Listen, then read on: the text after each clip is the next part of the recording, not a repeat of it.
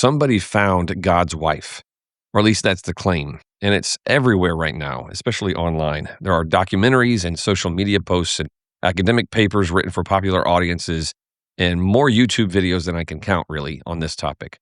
The story goes a little something like this.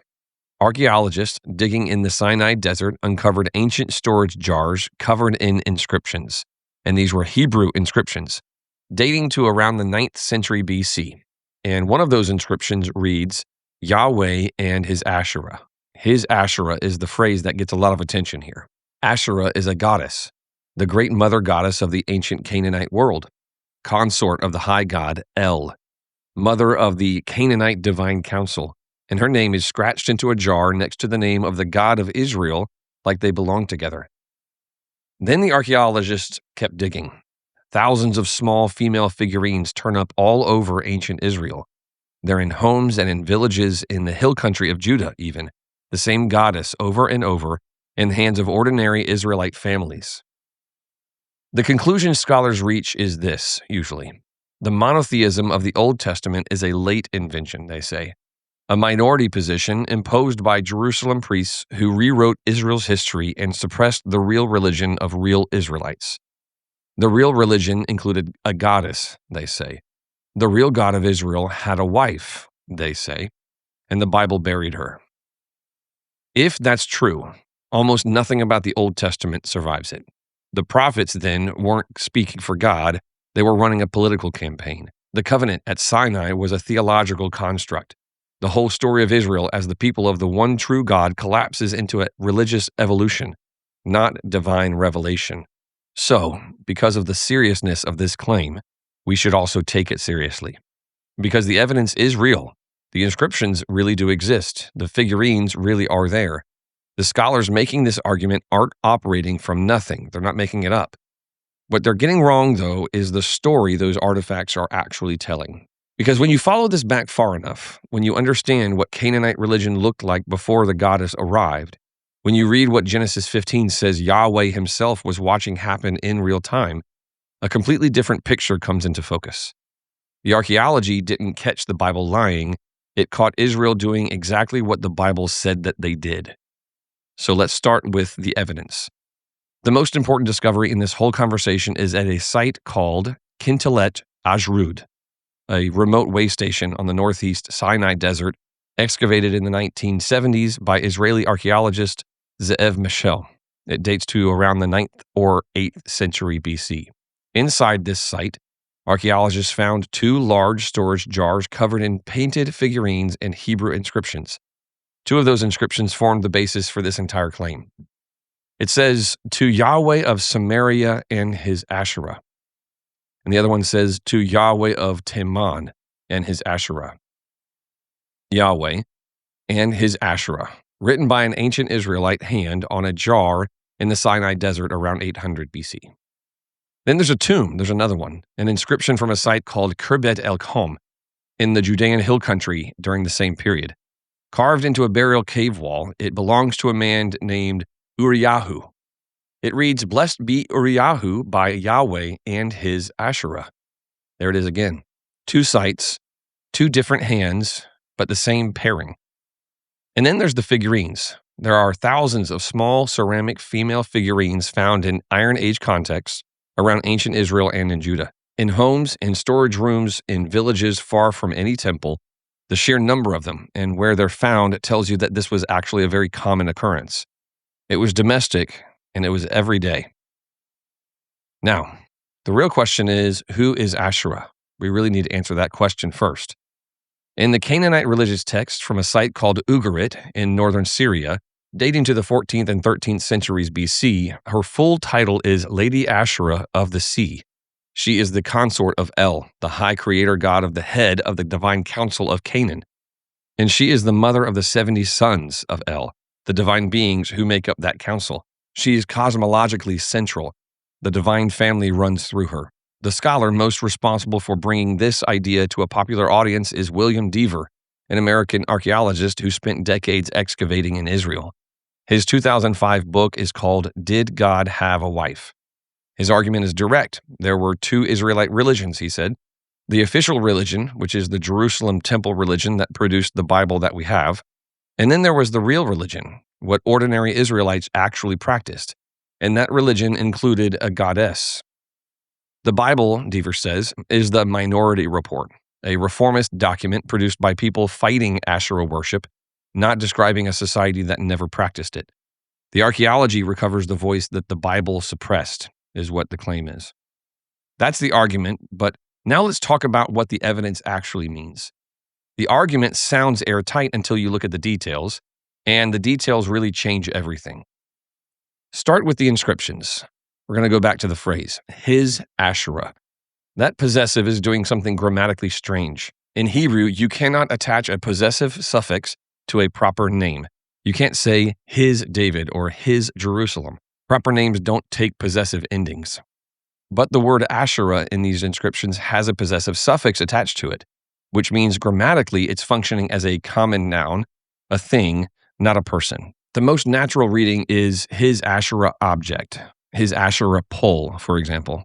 The cult installation the Old Testament mentions dozens of times is that Asherah pole.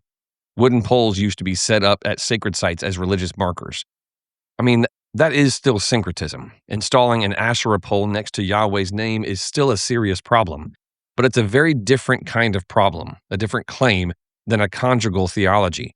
Well, then look at the provenance. Kundalet Ajrud has strong connections to the northern kingdom. And notice the formula. It says Yahweh of Samaria. Samaria is the capital of the northern kingdom. The northern kingdom in open theological rebellion since Jeroboam set up a golden calf in Bethel and Dan. Yahweh doesn't get localized to cities. That's not how he works. That localization formula is itself a symptom of the syncretism. You're already looking at a corrupted popular religious usage before you even get to the Asherah question. But here's the most important point. The argument is that archaeology revealed what the Bible suppressed, that scholars had to dig up the real religion because the text buried it or obscured it or suppressed it altogether. That argument collapses the moment that you actually read 1 Kings and 2 Kings.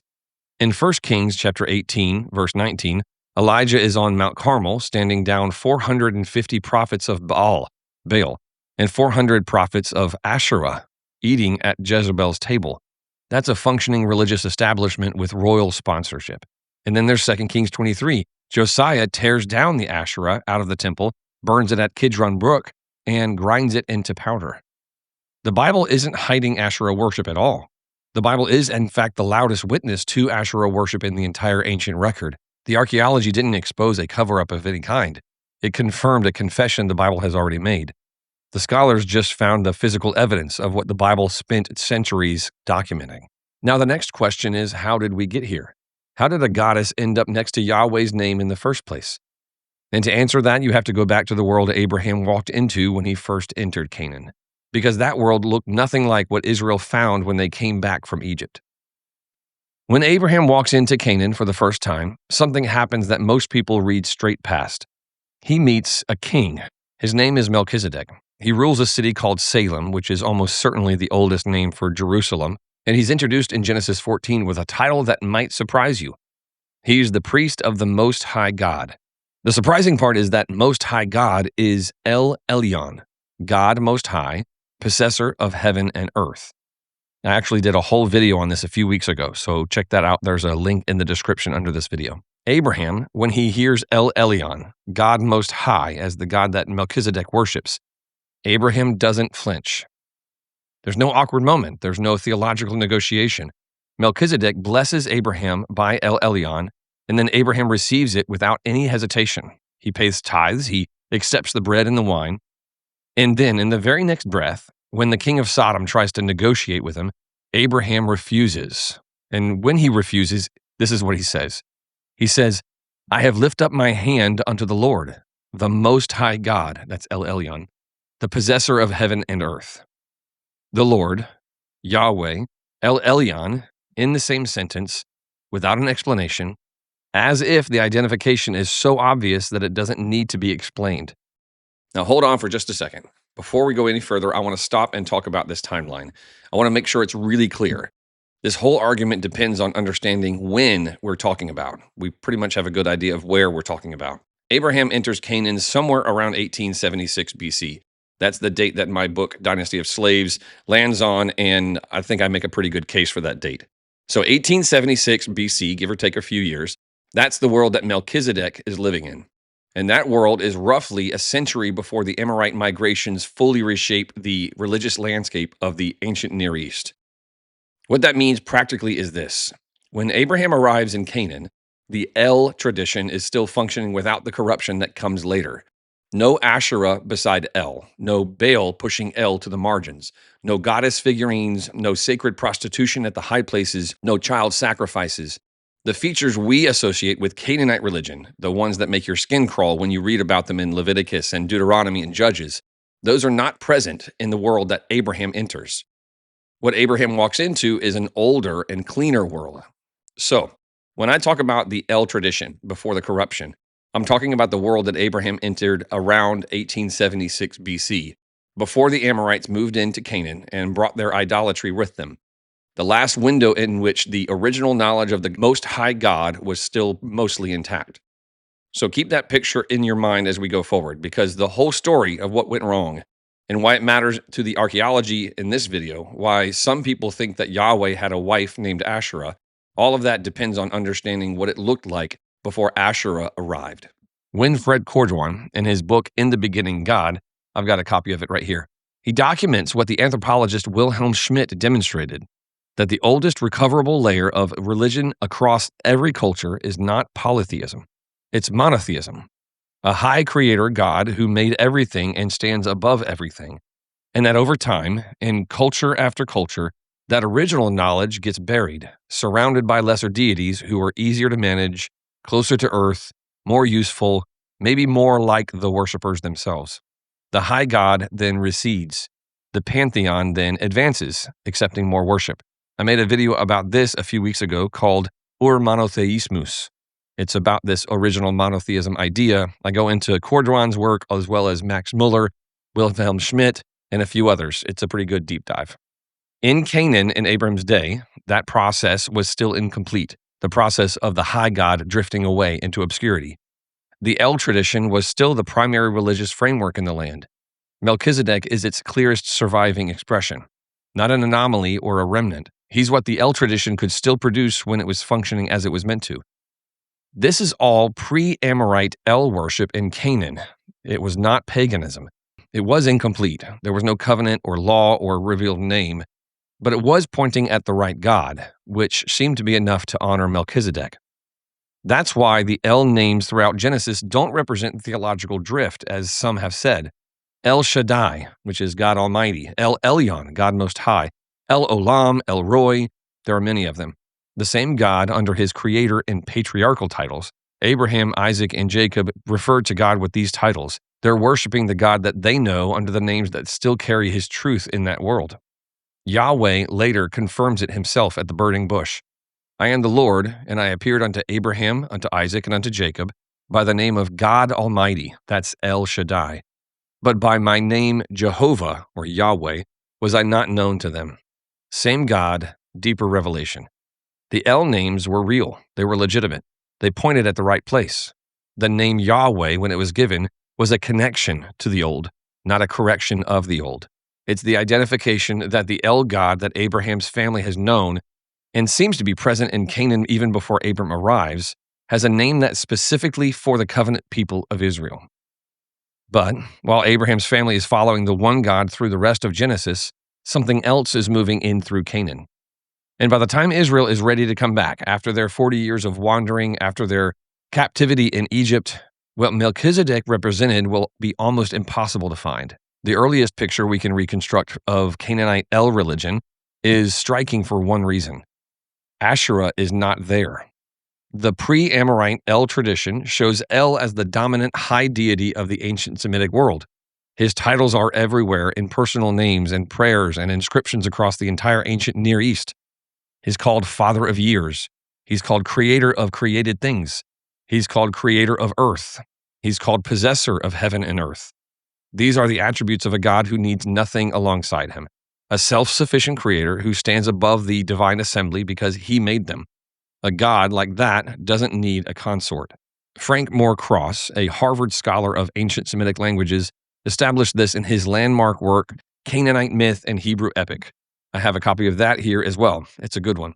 The identification of Yahweh with El is not a late theological development invented by exilic priests. It's the original claim of the tradition, visible in the oldest recoverable texts. Yahweh and El are the same God from the beginning. Cross, in this book, isn't making a confessional argument at all. He's not a believer. Cross also shows that even in the later Ugaritic texts, where Asherah appears as El's consort, the pairing feels grafted on rather than original. El's titles predate her. His role in the divine assembly doesn't really require her at all. She feels like an addition to an older tradition. A single data point from Canaan itself captures the whole devolution in one snapshot. A place called Shechem. In the patriarchal period, it has a temple to El Berith, the god of the covenant.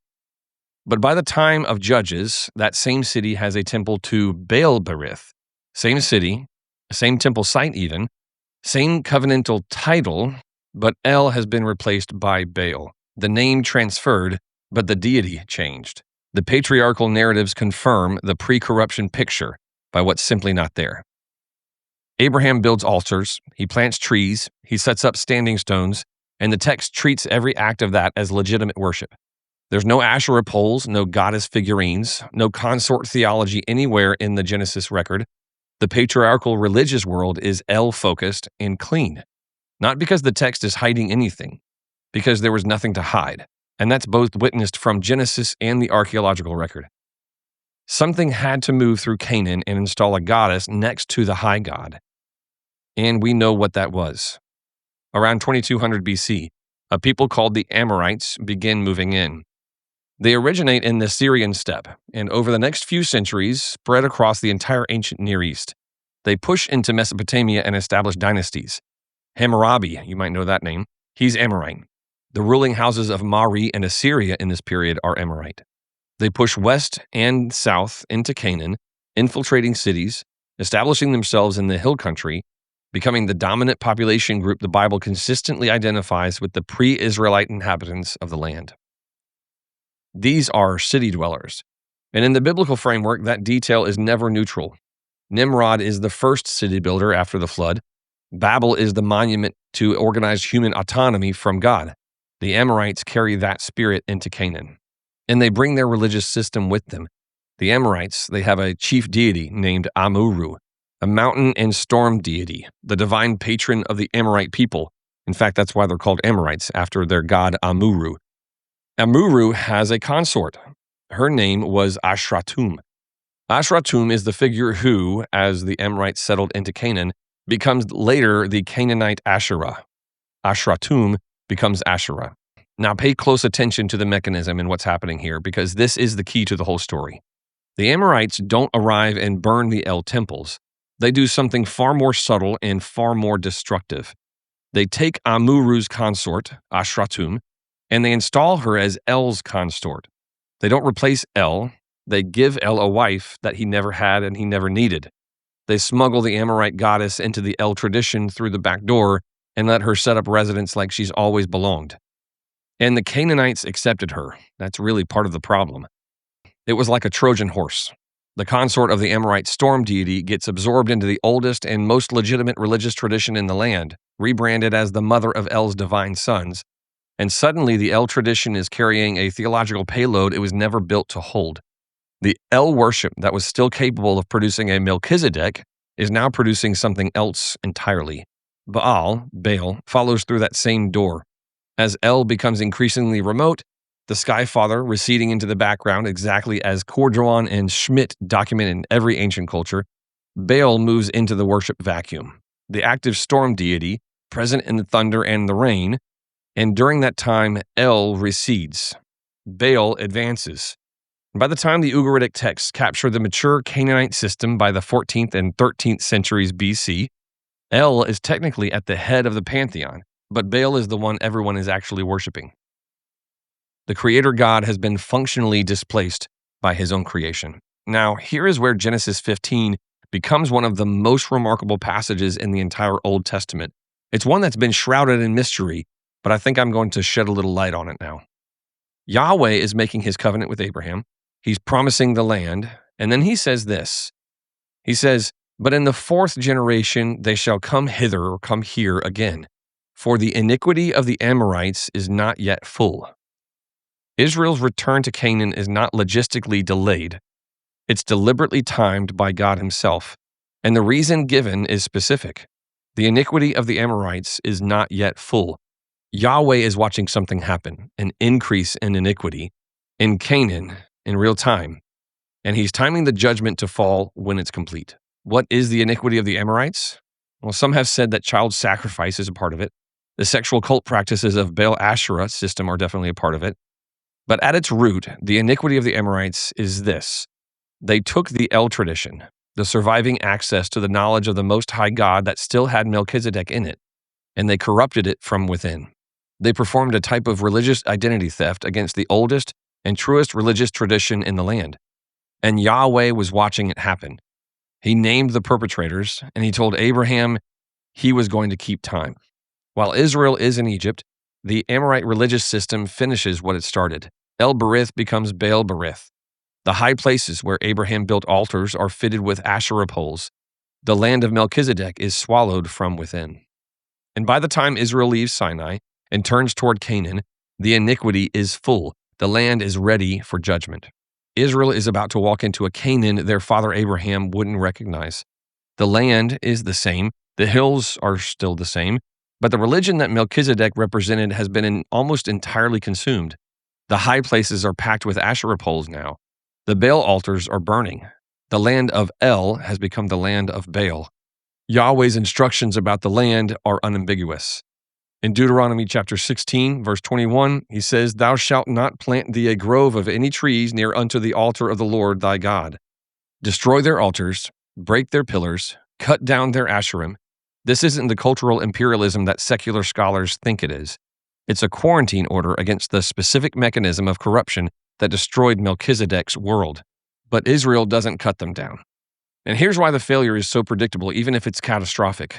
The syncretism follows a logic. It follows a pattern. Israel worships Yahweh. Yahweh is El. He said so at Sinai. But El in the Canaanite world now comes with Asherah beside him. She's his consort. She belongs to him the way that a wife belongs to a husband in every royal household in the ancient Near East. So if Yahweh is El and El has Asherah, then doesn't Asherah belong beside Yahweh? That's the trap. The Amorite corruption embedded a goddess in the El tradition so deeply that anyone who identified their god with El felt the gravitational pull toward Asherah as a natural consequence. Close enough to the real thing to feel plausible, but different enough to be catastrophic. Israel falls for it at every level of society once they get into the land. In the northern kingdom, it becomes state religion. Ahab marries Jezebel, daughter of Ethbaal, a Phoenician king and a priest. Jezebel doesn't introduce the foreign novelty to an otherwise faithful nation. She finds a drift already in motion and she institutionalizes it. 1 Kings chapter 18, verse 19, 450 prophets of Baal and 400 prophets of Asherah, all of them eating at the queen's table. A fully funded state religious establishment in open defiance of the covenant. And it doesn't stay in the north. 2 Kings 21, verse 7, Manasseh places a carved image of Asherah inside the Jerusalem temple itself. It's not just a little village shrine. The whole house of Solomon is built for Yahweh, the Amorite introduced goddess, installed by the king of Judah in the holiest building in the world. Manasseh reigns 55 years, and the Asherah is in this temple for decades. After a while, though, Josiah eventually tears it down. He burns it at the Kidron Brook and grinds it into powder. And the ground confirms that it happened. The Judean pillar figurines disappear from the archaeological record in the late 7th century BC. This was a real reform that Josiah put through. The Bible's account, written in the material culture of that period, attests to it. But by this time, it's too late to stop the judgment. Both captivities carry Baal and Asherah worship as part of the central indictment. 2 Kings 17 is the theological autopsy of the northern kingdom after Assyria destroys it in 722 BC. They set up Asherim on every high hill and under every green tree. And Babylon comes for Judah just a century later. They carry the same indictment with the same failure and almost exactly the same judgment. This is the covenant failure that defines both kingdoms. A comprehensive, documented, archaeologically confirmed collapse into the exact religious system Yahweh told them to destroy when they were supposed to go in and take the land, but they, of course, left some people there. The archaeologists didn't find something the Bible was hiding. They found the physical remains of the disaster the Bible spent centuries documenting in real time, which brings us back to where we started. Did Yahweh have a wife? Well, no, he didn't. And the answer isn't just a simple no. Really, the answer is that the question misunderstands what kind of God Yahweh is. Go back to what El worship was before the Amorites arrived. The original tradition, the one Melchizedek still held intact in Salem. It had no goddess in it. Look at El's own titles: Father of Years, Creator of the created things, Possessor of heaven and earth. These are not the titles of a God who needs anything alongside him. A God like that doesn't need a wife or a consort or a mother for his children. The El tradition knew that before the Amorites corrupted it. What the Amorites did was a kind of identity theft. They gave El a wife that he never needed. They embedded a foreign goddess inside the oldest surviving knowledge of the Most High God, and the Canaanites accepted her. Once Asherah was inside the El tradition, rebranded as Asherah, the name El could no longer function as an unambiguous pointer to the Creator God. The signal was buried under the noise of the growing pantheon. And so Yahweh gave his people his name. At the burning bush, at Sinai, Yahweh reveals the name and frames it precisely. I am the Lord, and I appeared unto Abraham, unto Isaac, and unto Jacob, by the name God Almighty, El Shaddai. But my name, Jehovah, Yahweh, was not known to them. He's not introducing a new God. He's cutting through the corruption. The El names were real, and he claims them, but El had been co-opted. By this point in history, it came with Asherah attached. It came with Baal occupying the worship space that was belonging to the Creator God. So Yahweh gives his covenant people a name that the Amorite corruption had never touched. Not El with Asherah, not El who recedes behind Baal. This one name, Yahweh, the God Melchizedek was serving without yet knowing his name. And once again, Frank Moore Cross shows this from the oldest ancient poetry of the Hebrews in his book Canaanite Myth and Hebrew Epic. The Song of Moses in Deuteronomy 32 uses both names deliberately. El Elyon divides the nations. That's the name the whole ancient world had access to, however imperfectly, through the corrupted and devolved traditions of every culture. But then the text shifts. Yahweh keeps Jacob for himself, the personal name, the covenant name. The nations got his general governance through the divine sons assigned to them, and then Israel got his name, Yahweh. And that is the entire difference between a religion and a covenant. Genesis 1 makes a simple statement that answers really everything. There's no consort, no divine family generating the raw material of existence, no goddess carrying the seed of creation forward. He speaks alone, and it becomes. And God said, and it was so. Over and over, the same sovereign speech with nothing and no one alongside him. The divine council exists because he made them, and humanity exists because he breathed it into being. And he required no partner. He required nothing and no one to help him. The question, did God have a wife, assumes Yahweh fits inside the Canaanite template like he's a local deity. But he doesn't fit inside any template. He made that world, the world that the templates are trying to describe. Yahweh has no wife. He's never needed a wife. Don't let the skeptics tell you that the Bible is unreliable as a witness to true history. The inscriptions are real. The figurines are real. The corruption was real. And the Bible documented every bit of it, centuries before the archaeologists found it in the ground. You can trust this book. You can trust the Bible. And you can trust the God who inspired every word of it. If this conversation has opened up some curiosity in you and you want to go deeper, I've mentioned 2 books to you. There's the Canaanite Myth and Hebrew Epic and In the Beginning God by Cordron. But there's also my channel, so I encourage you to subscribe if you haven't subscribed yet. If you subscribe, you probably will start to see some of my quizzes that I post every single morning, sometime between 5 a.m. and 6 a.m. And there's also the opportunity, if you'd like to become a member, where I go even deeper. And it's more like a teaching class at a seminary level. If you want to, become a member for about $5 a month, and you can get access to that little bit deeper seminary-style teaching.